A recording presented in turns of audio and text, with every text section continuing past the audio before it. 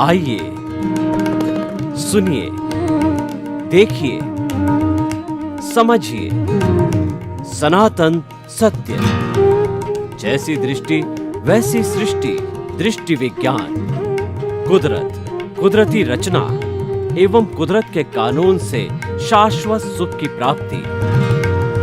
जोधपुर के परम पूज्य महात्मा उपासक प्रोफेसर डॉक्टर सोहन राज तातेड़ के निर्देशन में सनातन सत्य। जैसी दृष्टि वैसी सृष्टि, दृष्टि विज्ञान।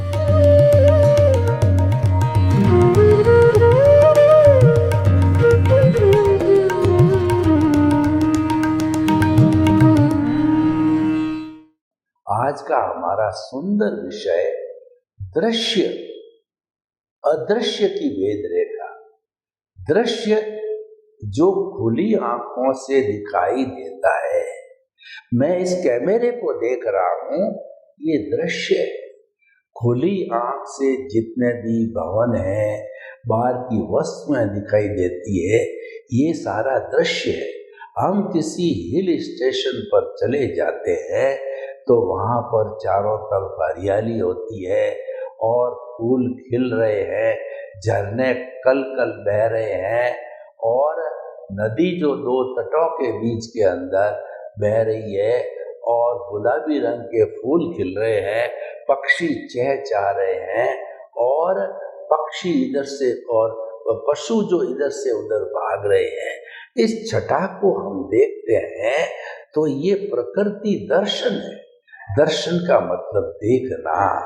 अगर हम प्रकृति के दर्शन करते हैं तो वह ईश्वर के दर्शन कहलाते हैं, क्योंकि प्रकृति ही ईश्वर है, ईश्वर ही प्रकृति है।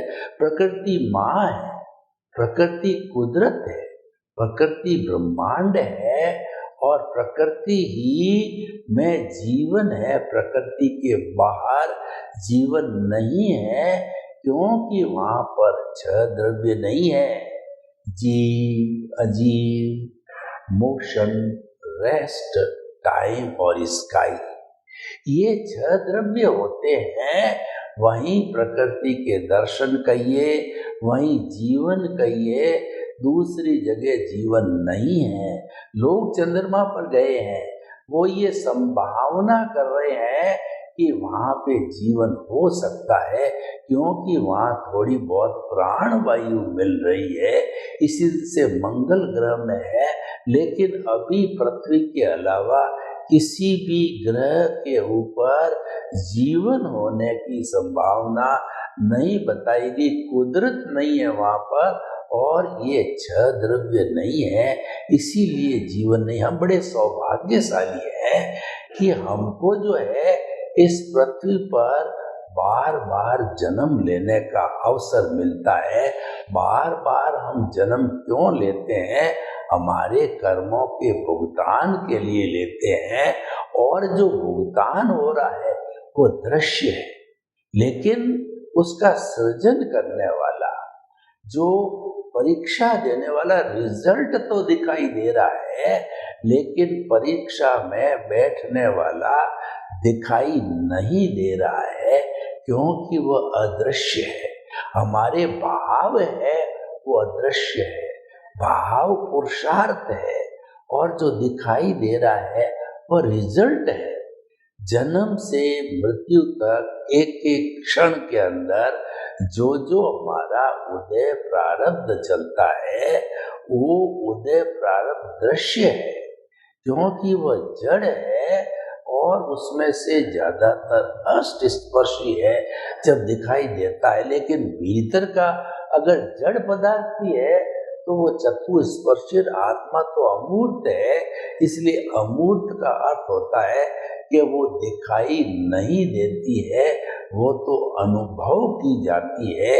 इसीलिए आत्मा अनुभव जन्य है। आत्मा को हाथ पे दिखाया नहीं दे जा सकता है। आत्मा को मैं प्रमाणित करता हूँ, मैं किसकी ताकत से बोल रहा हूँ, मैं किसकी ताकत से हाथ हिला रहा हूँ, किसकी ताकत से प्रवचन दे रहा हूँ। ये ताकत मेरी आत्मा की है, प्रभु की है, ईश्वर की और भगवान है।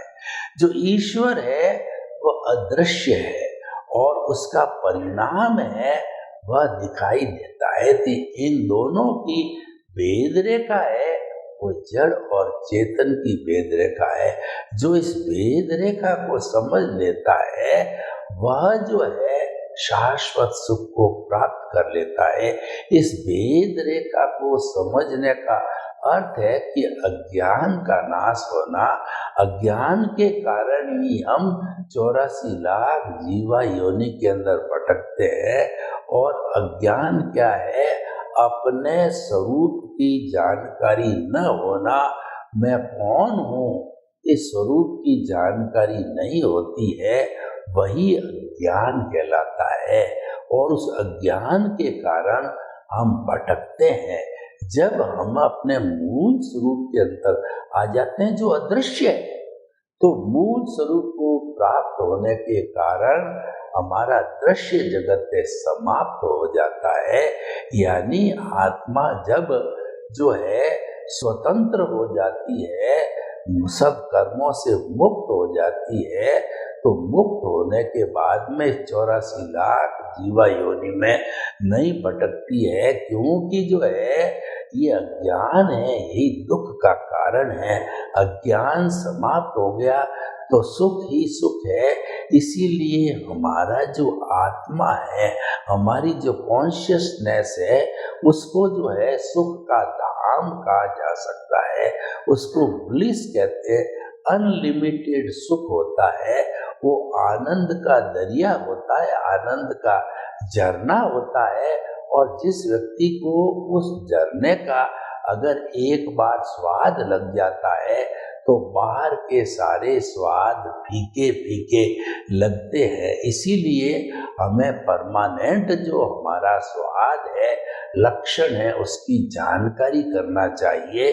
यानी कि अपने आप को पहचान करने की कोशिश करनी चाहिए।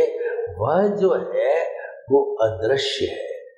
दृश्य और अदृश्य की भेद रेखा जो आज का विषय बड़ा इम्पोर्टेंट विषय है। और इस भेद रेखा को अगर सांगो पांग हम जान लेते हैं तो हम जो है सिद्ध बुद्ध और मुक्त बन जाते हैं। उसके लिए हमें हमारे को रहो भीतर जियो बाहर, भीतर रहना पड़ेगा, जीना बाहर पड़ेगा। क्योंकि ये हमारी विवशता है। हम बाहर को छोड़ नहीं सकते क्योंकि हमारा कर्ज है, ये हमारा परिणाम है, ये हमारा भुगतान है, ये हमने जो कॉज डाले हैं उसका इफेक्ट है। तो उसको जो है छोड़ा नहीं जा सकता। उसकी क्लैरिटी, उसका शून्य होना ही अज्ञान का शून्य है। और हमारी प्रतिष्ठित आत्मा है, उसका भी जो है जब अज्ञान समाप्त हो जाता है तो प्रतिष्ठित आत्मा का रोल समाप्त हो जाता है। क्योंकि प्रतिष्ठित आत्मा पैदा हुई है अज्ञान के साथ ही पैदा हुई है। हालांकि वो सारा पुरुषार्थ करने वाली है, वो अज्ञा का भी पुरुषार्थ करती है, प्रज्ञा का भी पुरुषार्थ करती है। यानी कि जब हमारा जो चेतना है ये संसार के साथ जुड़ती है तो वो रिलेटिव सत्य हो जाता है। और जब जड़ के साथ जुड़ती है, दृश्य के साथ जुड़ती है, तो वह जो है रिलेटिव ट्रुथ हो जाता है। वो अदृश्य के साथ में जुड़ती है तो रियल ट्रुथ हो जाता है। और रियल ट्रुथ है वो सनातन सत्य पर आधारित होता है। कुदरत की रचना, कुदरत के कानून के ऊपर आधारित होता है। और वह जो है धीरे धीरे कुदरती रचना हम देखते देखते सम्यक तत्व को जो है वो हम पावरफुल बनाते बनाते हमारी आत्मा का गुण सम्यक ज्ञान सम्यक दर्शन है उसको पुष्ट करते करते और मौनीय कर्म का तो हमने प्रारंभ से इसको डाइल्यूट कर दिया।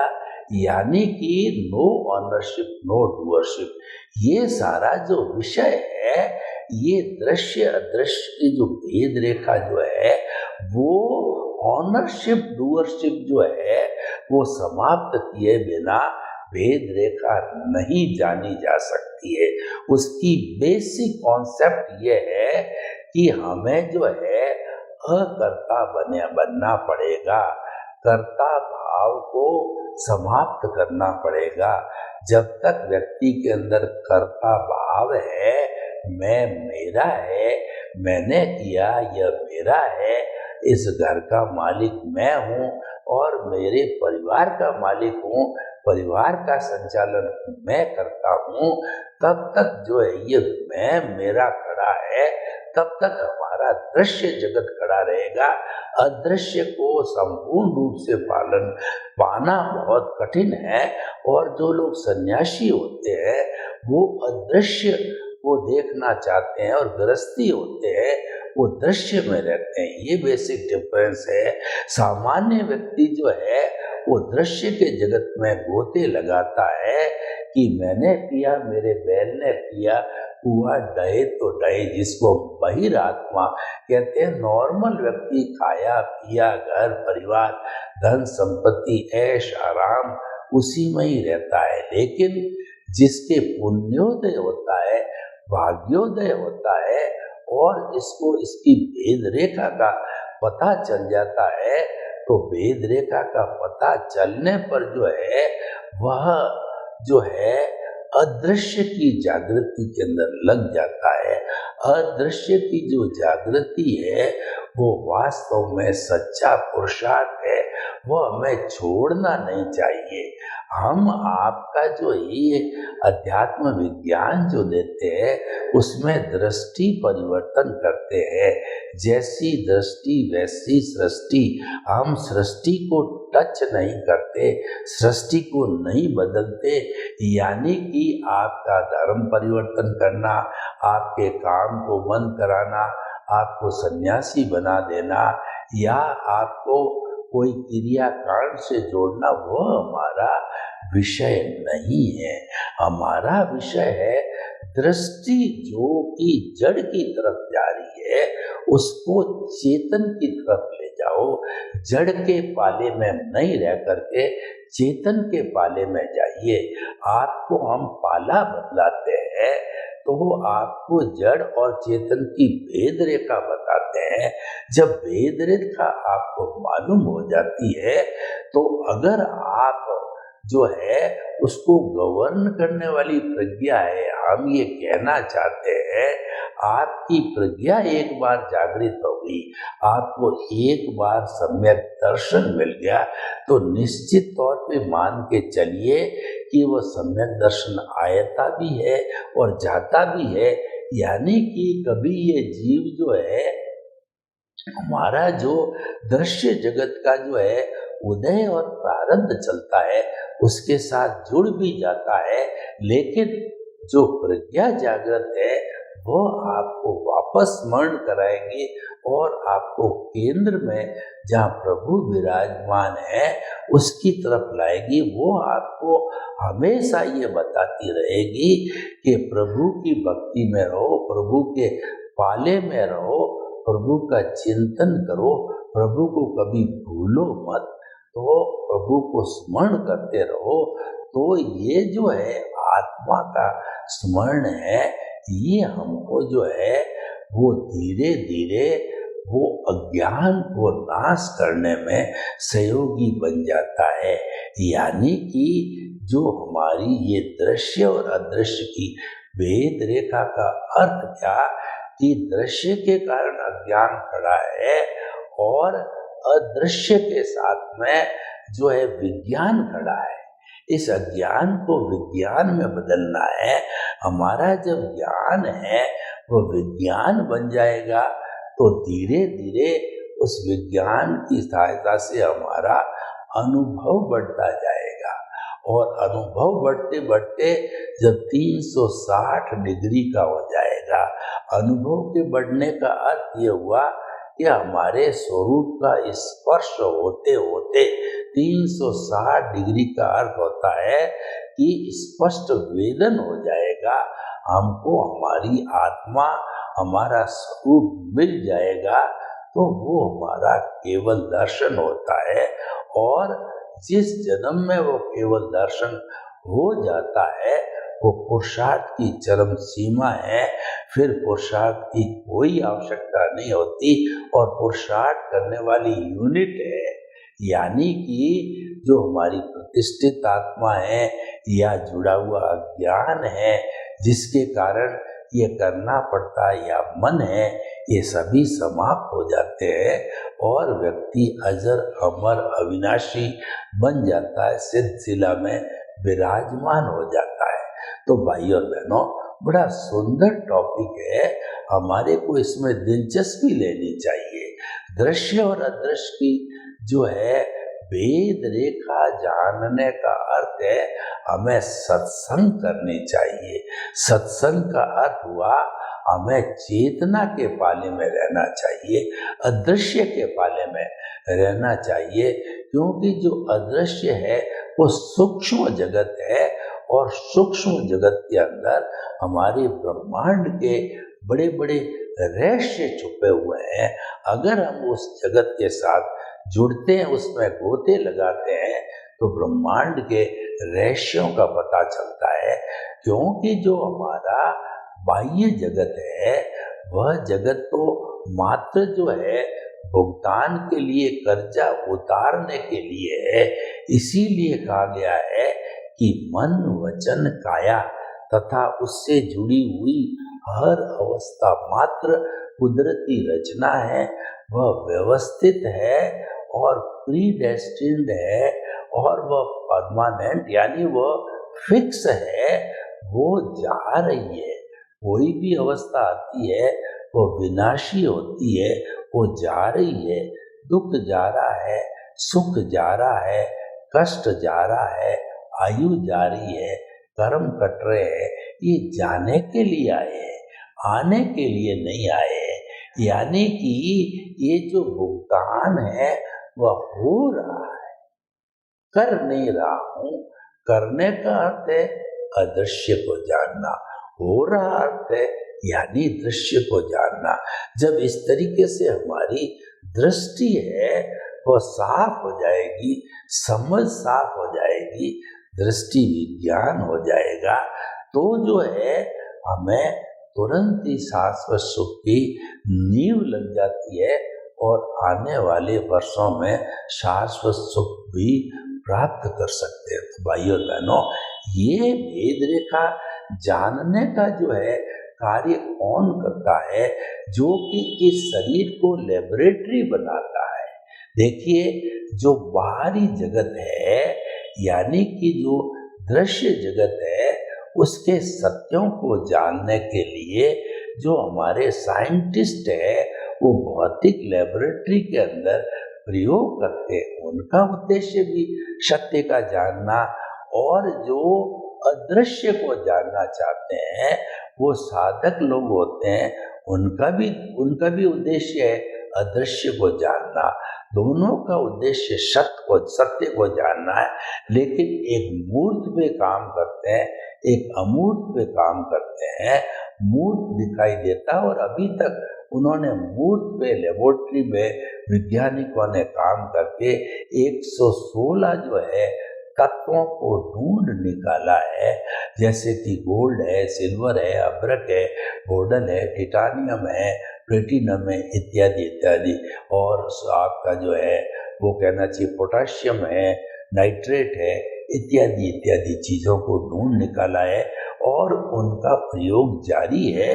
वो ढूंढ निकालेंगे, सारे विज्ञान के इतने आविष्कार हुए हैं वो दृश्य को जानने से हुए हैं।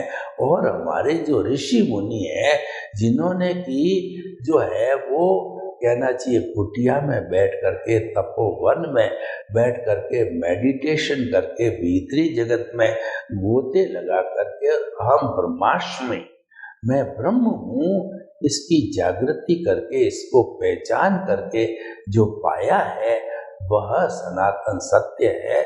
उसको अध्यात्म कहते हैं, उसको मुक्ति का मार्ग कहते हैं। वह कुदरती रचना, कुदरत के कानून के ऊपर आधारित होता है और उसका हमारा उद्देश्य है आपको शाश्वत सुख की नींव लगाना, यानी कि आपकी रॉन्ग बिलीफ समाप्त करके आपको राइट बिलीफ के अंदर आना। जो हमारा जो जड़ तत्व है, जो हमारा दृश्य है, उसके साथ जो है वो जुड़े रहना, वो रॉन्ग बिलीफ है। और हमारा अदृश्य है, जो चेतन तत्व है, उसके साथ में जुड़ना है, वो हमारी राइट बिलीफ होती है। तो दोनों का हम जो डिमार्केशन करके, दोनों की भेद रेखा को करके हम सत्य को प्राप्त कर सकते हैं। और सत्य को प्राप्त करना ही एक साधक का उद्देश्य होता है। और उन दोनों की भेद रेखा को प्राप्त कर लिया जाता है तो वह सिद्ध, बुद्ध और मुक्त बनने में भी सहायक होता है। तो भाइयों और बहनों, हम आपको ये बताना चाहते हैं कि अगर आप इस ब्रह्मांड के रहस्यों को जानना चाहते हैं तो दृश्य और अदृश्य की भेद रेखा खींचिए। दोनों के अंदर कोई डिफरेंस नहीं है, दोनों साथ साथ रहते हैं। मैं आपको एक उदाहरण दूं कि राजा जनक, मिथिला के नरेश, जो कि सीता के पिताजी, वो विदेश को विदेह थे।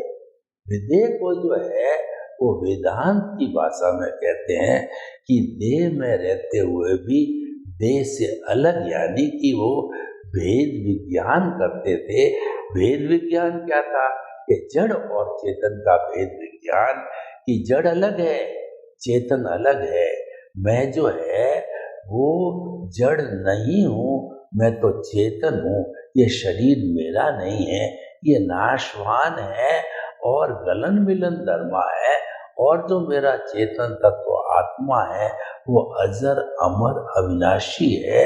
वो भूत में था, वर्तमान में है और भविष्य में हमें रहेगा। और वह शाश्वत सुख की खान है, धाम है। तो मुझे उसको पाना है। मैं आपको बताना चाहता हूँ कि हम इतना प्रवचन कर रहे हैं जो है दृश्य अदृश्य पर। दृश्य जो जड़ है उसको पाना क्यों नहीं चाहते? क्योंकि वह टेम्परेरी है। और चेतन को पाना इसलिए चाहते हैं कि वो परमानेंट है। जड़ है हमारा दृश्य जगत, ये किराए का मकान है, ये बदलना पड़ेगा, छोड़ना पड़ेगा। लेकिन जो चेतन तत्व है वो हमारे घर का मकान है, हमारा स्वभाव है, वो हमारे से कभी भी अलग नहीं हो सकता है। गुण है, वो गुणी से कभी भी अलग नहीं हो सकता। जैसे ज्ञान दर्शन आत्मा का गुण है, तो हम कितना ही प्रयास कर ले, ज्ञान दर्शन को आत्मा से अलग नहीं कर सकते। और जो दृश्य जगत यानी जड़ है, वो जो है ज्ञान दर्शन उसका लक्षण नहीं है, तो हम उस लक्षण को पैदा नहीं कर सकते। ये असंभव चीजें हैं। जड़ कभी चेतन नहीं हो सकता, चेतन कभी जड़ नहीं हो सकता, दृश्य कभी अदृश्य नहीं हो सकता, अदृश्य कभी दृश्य नहीं होगा। तो दार्शनिक भाषा में हम ये कहना चाहते हैं कि दोनों की मौजूदगी होगी, लेकिन धीरे धीरे जो है वो साधना के द्वारा दृश्य जगत यानी अज्ञान को, यानी रिलेटिव सत्य को भी गलत नहीं है, रिलेटिव सत्य भी जो है उसको गलत नहीं कहा जा सकता है, क्योंकि वो तो हमारा कर्ज है, वो तो जो हमारा भुगतान है। गलत कैसे हो सकता है? वह तो देना ही पड़ेगा। हम किसी बैंक से अगर पैसा उधार लेते हैं, हम उसको गलत कहते हैं, तो गलत क्या है? उन्होंने हमारी मदद की और हमारे डेबिट किया, तो हमको जमा करा के क्रेडिट करनी पड़ेगी। और जब हम क्रेडिट करके और हमारे ब्याज सहित सूद को जीरो कर देंगे तो हम साहूकार हो जाएंगे। तो ठीक इसी तरीके से सनातन सत्य के माध्यम से जो है रिलेटिव ट्रूथ है वो गलत नहीं है, लेकिन रिलेटिव होने के कारण अज्ञान है और वो रियल होने के कारण जो है विज्ञान है, क्योंकि ये परमानेंट है और ये टेम्परेरी अवस्था से जुड़ा हुआ है और इस पर अवस्था का कानून लागू नहीं होता है। तो दोनों की जब भेद रेखा व्यक्ति खींच लेता है, दोनों बिल्कुल पास पास है, दोनों साथ रहते हैं, जुड़वा भाई की तरह साथ रहते हैं, उनको समझना जरूरी है और समझ करके उसको किस तरफ रहना है वो मुख्य बात होती है। तो हम ये समझने के लिए एपिसोड हमने जो है ये तैयार किया है कि आप इसकी भेद रेखा को जानिए। जो भेद रेखा जानता है वही ज्ञानी पुरुष है, वही विज्ञानी है और वो केवल मनुष्य जान सकता है। हम ये सत्संग आपके साथ क्यों कर रहे हैं, सनातन सत्य आपको क्यों बता रहे हैं कि ये मानव ही कर सकता है और मानव ही अपने स्वरूप को प्राप्त कर सकता है। सर्वे भवन्तु सुखिनः, सर्वे सन्तु निरामया। लोग के जीवों को सुख मिले, शांति मिले, आनंद मिले, प्रेम मिले, सौहार्द मिले और सभी हिल मिल करके हम सनातन सत्य को प्राप्त करें, शाश्वत सुख को प्राप्त करें। आपके प्रति मंगल।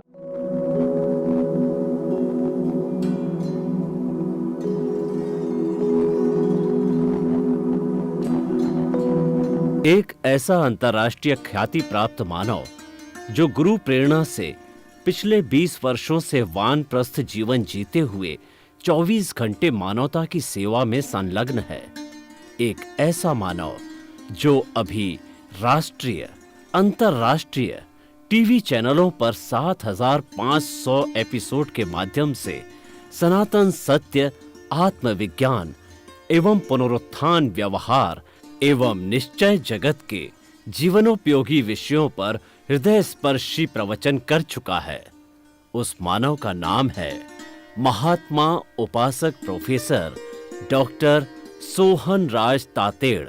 प्रोफेसर तातेड़ द्वारा योग, दर्शन, शिक्षा विषयों पर रचित पीएचडी स्तर के 250 शोध ग्रंथ भारत के 100 प्रतिष्ठित विश्वविद्यालयों में शोधार्थी पढ़ रहे हैं तथा वे सभी शोध ग्रंथ वहां की सेंट्रल लाइब्रेरियों में उपलब्ध हैं।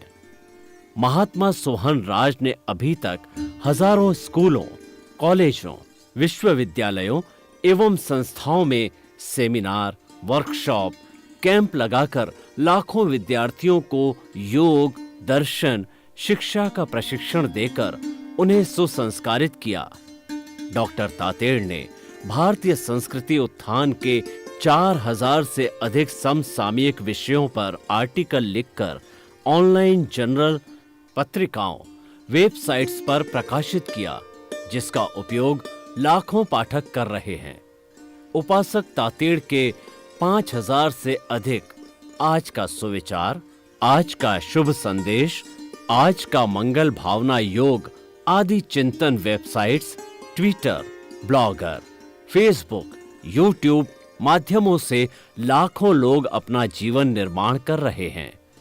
मानवता के मसीहा ऐसे महामानव महात्मा सोहन राज तातेड़ के प्रोफाइल को अभी तक विश्व के 20 लाख दर्शक यूट्यूब पर, 12 लाख गूगल पर एवं लाखों दर्शक फेसबुक, ब्लॉगर, ट्विटर और इंस्टाग्राम पर देख चुके हैं।